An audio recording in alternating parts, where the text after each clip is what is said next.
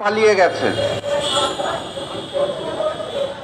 বঙ্গবন্ধুর কন্যা পালায় না বলে মুখে ফেনা তুলে জনগণকে ধোঁকা দিয়ে গুম খুনের মাধ্যমে গণহত্যার মাধ্যমে দেশটাকে শেষ পর্যায়ে নিয়ে যে উনি শেষ পর্যন্ত লেজ তুলে ওনার প্রভু ভারতে পালিয়ে গেছেন।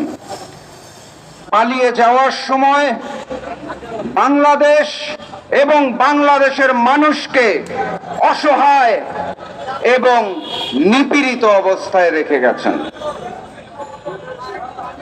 আমরা 5 তারিখের পর যেই অন্তর্বর্তীকালীন সরকার পেয়েছি, সেই সরকারের কাছে শেখ হাসিনা এবং তার দোসরদের বিচার দাবি করে আজকের যে আলোচনা সবার জন্য এখানে এসেছি, আমি ব্যক্তিগতভাবে মনে করি এটাই দুঃখজনক।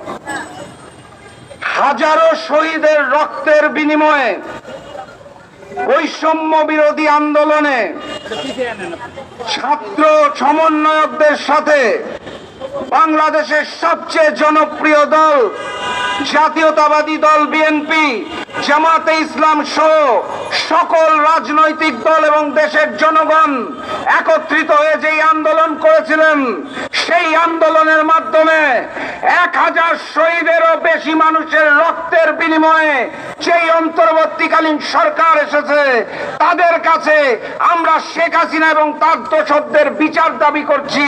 আমি মনে করি এটাই আমাদের জন্য ব্যর্থতার। এই দাবি জানাতে হবে কেন? অন্তর্বর্তীকালীন সরকারের সর্বপ্রথম দায়িত্ব হওয়া উচিত এই গণহত্যার বিরুদ্ধে শেখ হাসিনা এবং তার দোসরদের সর্বোচ্চ রায় ফাঁসির মাধ্যমে বিচার করা।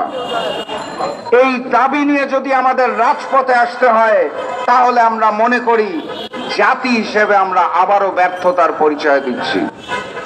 আমি এই অন্তর্বর্তীকালীন সরকারকে বিনয়ের সাথে অনুরোধ জানাতে চাই, দ্রুততম সময়ের মধ্যে ভারত থেকে শেখ হাসিনাকে দেশে আনার ব্যবস্থা করুন।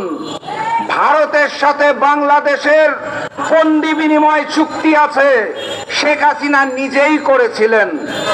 ওনার করে যাওয়া ওই চুক্তিতেই ভারতকে জানান যে উনি একজন রাষ্ট্রদ্রোহী, উনি একজন গণহত্যাকারী, তার বিচারের জন্য তাকে বাংলাদেশকে ফিরিয়ে দিতে হবে। এর কোনো বিকল্প নাই। এই দাবি নিয়ে আমরা রাজপথে আসতে চাই না। এটাই অন্তর্বর্তীকালীন সরকারের দায়িত্ব, শেখ হাসিনা এবং তার দোসরদের সর্বোচ্চ বিচারের ব্যবস্থা করা।